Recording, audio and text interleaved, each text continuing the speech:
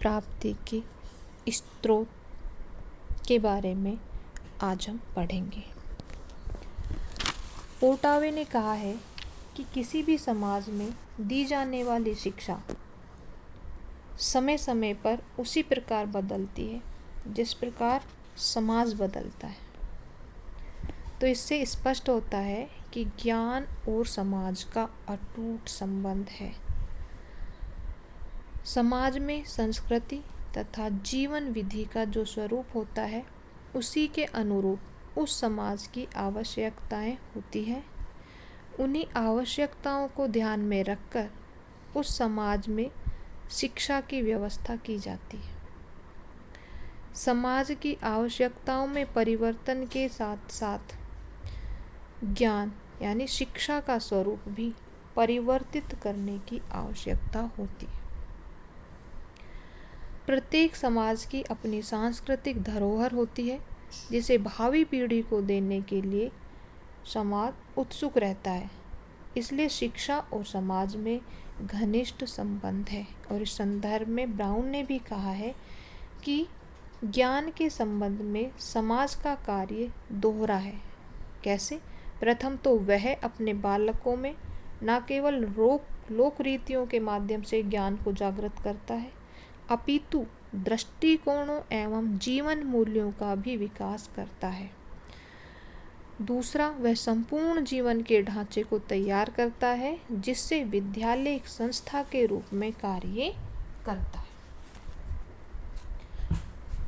समाज में मिलने वाली अनौपचारिक शिक्षा विद्यार्थी में अपना ज्ञान स्वयं सृजित करने की स्वाभाविक क्षमता को विकसित करती है, जिससे विद्यार्थी में अपने आसपास के सामाजिक एवं भौतिक वातावरण से और विभिन्न कार्यों से जुड़ने की क्षमता बढ़ती है।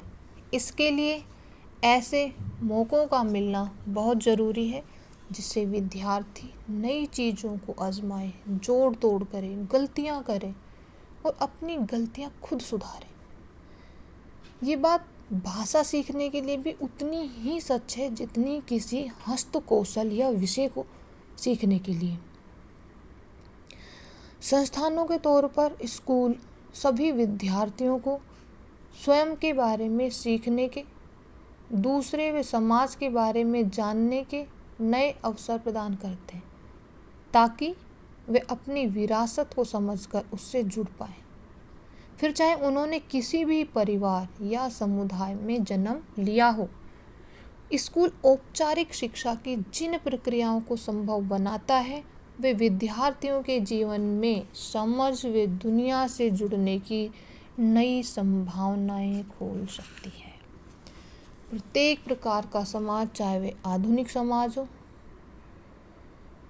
प्रजातांत्रिक समाज हो, प्रयोजनवादी हो, भौतिकवादी हो, आदर्शवादी समाज, उनके कुछ उत्तरदायित्व होते हैं।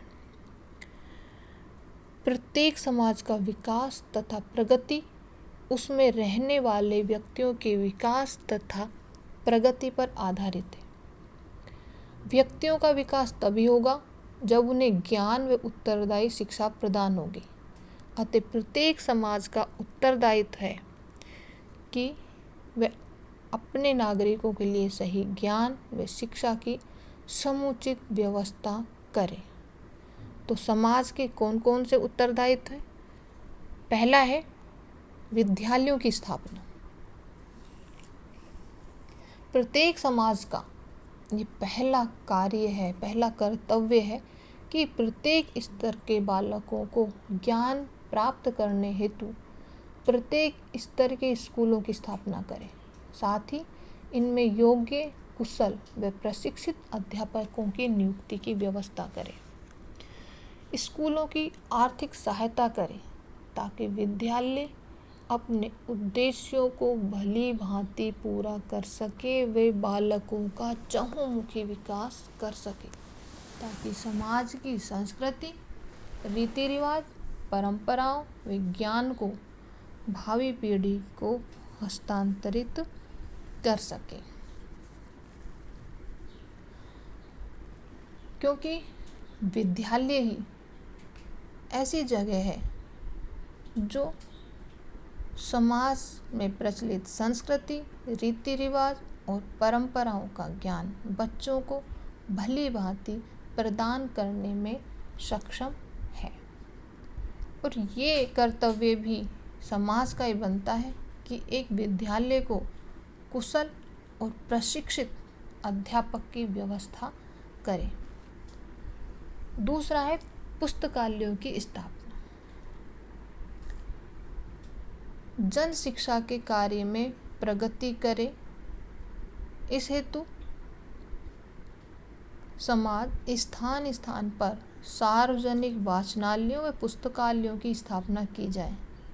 साथ ही इनमें आवश्यक पाठ्य सामग्री, साहित्य पुस्तकें, समाचार पत्रों तथा पत्रिकाओं की व्यवस्था करें।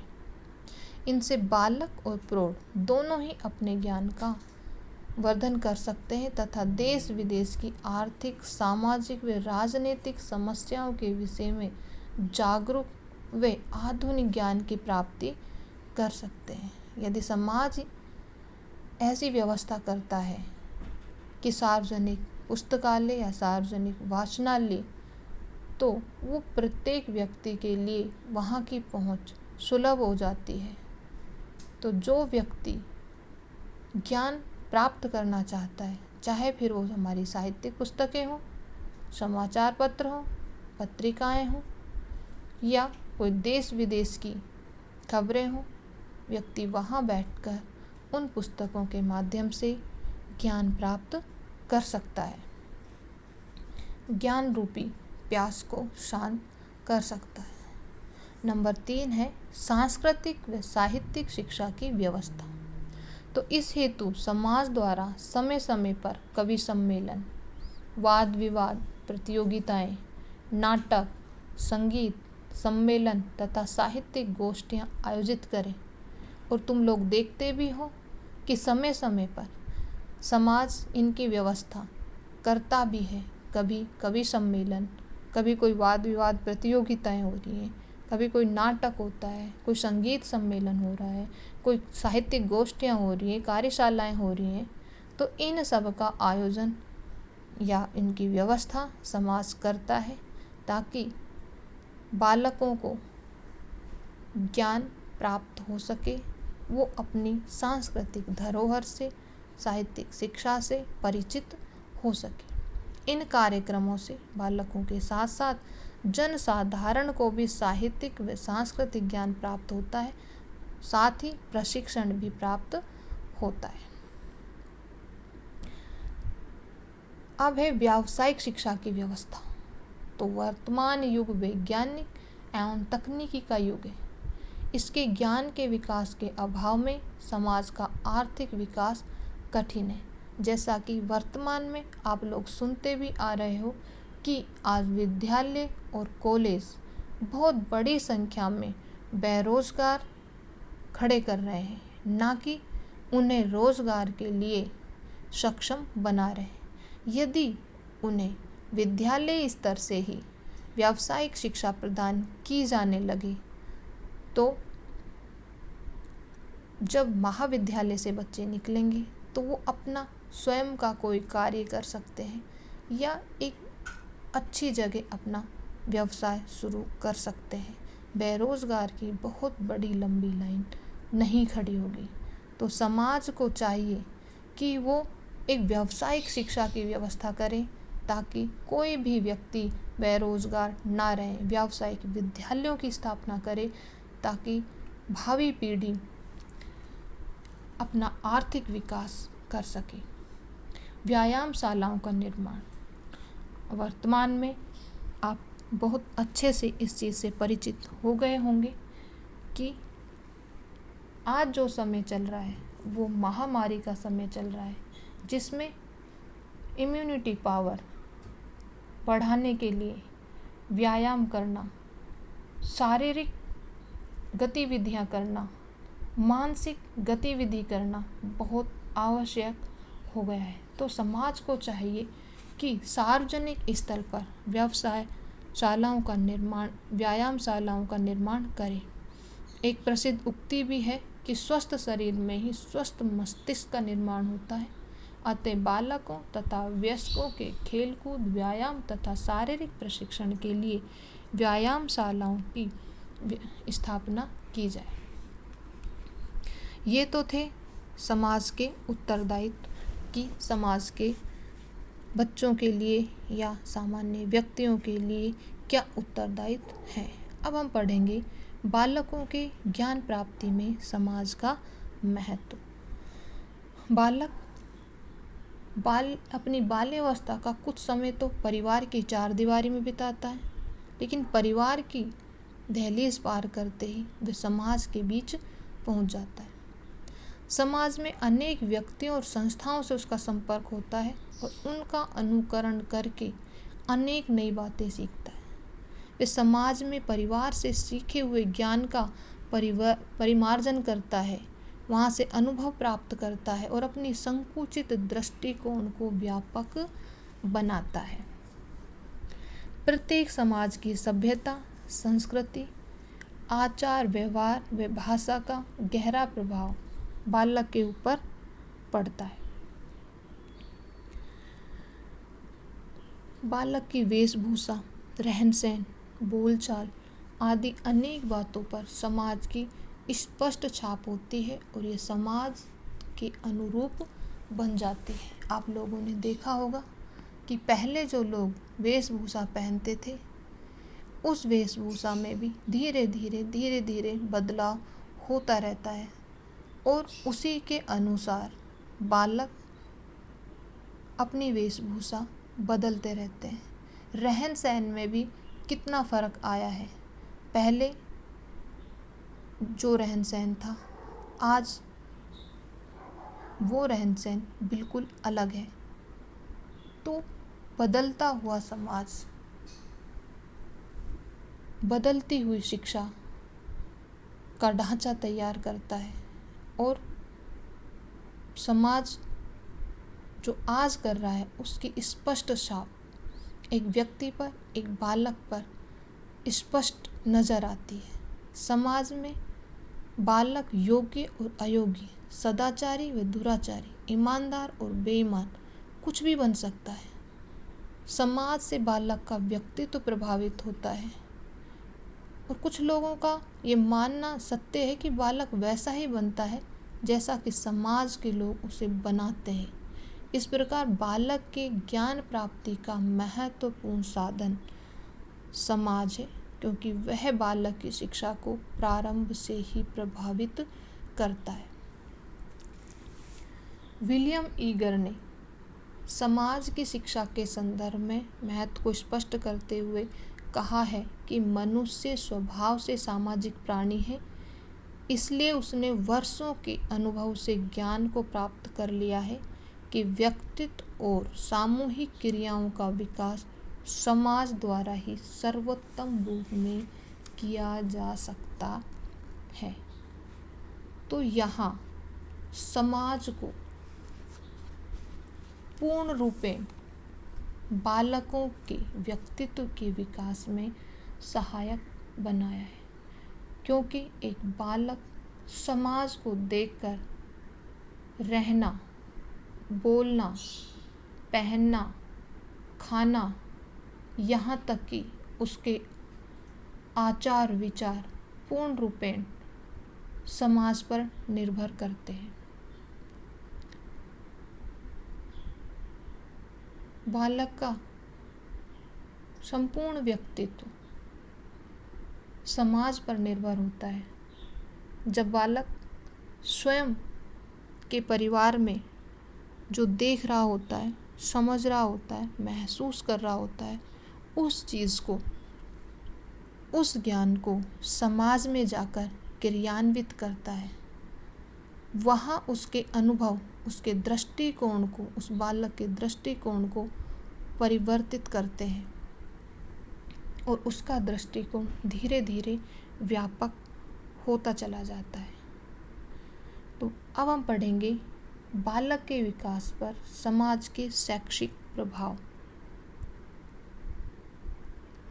तो सबसे पहला है शारीरिक विकास पर प्रभाव। दूसरा है मानसिक विकास पर प्रभाव, तीसरा है सांस्कृतिक विकास पर प्रभाव, चौथा है चारित्रिक और नैतिक विकास पर प्रभाव और पांचवा है सामाजिक परिवर्तनों का प्रभाव। बालक समाज को देखकर वहाँ का जो वातावरण है, उस वातावरण में वह किस तरीके का व्यवहार करता है, किस तरह एक खेल के मैदान में वो अपना व्यवहार जाहिर करता है, किस तरीके का चरित्र उस बालक का बनता है और किस प्रकार उसका संपूर्ण व्यक्तित्व, सर्वांगीण विकास, जैसे उसका शारीरिक, मानसिक, सांस्कृतिक, ये सभी विकास हमने इससे पूर्व पढ़ भी लिए हैं। और इतना तुम जानते भी हो कि शारीरिक विकास का पर प्रभाव सीधे सीधे समाज की ही देन है कि एक समाज का जो उत्तरदायित्व है कि जैसे हमने अभी पढ़ा था कि व्यायामशालाओं का निर्माण करवाना, सांस्कृतिक व साहित्यिक शिक्षा की व्यवस्था करना, पुस्तकालयों की स्थापना करना, विद्यालयों की स्थापना करना, तो विद्यालय व्यक्तित्व के संपूर्ण विकास में सहायक होते हैं। पुस्तकालयों से बच्चे अपने साहित्य को तथा देश विदेश में होने वाली गतिविधियों से परिचित हो पाते हैं और सांस्कृतिक व साहित्यिक शिक्षा की व्यवस्था से बच्चे अपनी संस्कृति, साहित्य, अपने ज्ञान को दृढ़ करते हैं। और व्यायामशालाओं का निर्माण, तो इनके माध्यम से हमने इन सभी विकास पर ध्यान केंद्रित किया है और ये सभी समाज का उत्तरदायित्व बनता है कि वह एक बालक का संपूर्ण विकास किस प्रकार से कर रहा है। इसी संदर्भ में ओ गवे ने कहा भी है कि शिक्षा सामाजिक परिवर्तनों का अनुगमन करती है। इस प्रकार समाज बालकों की ज्ञान प्रक्रिया को प्रभावित करता है, क्योंकि बालक की प्रारंभिक पाठशाला परिवार है।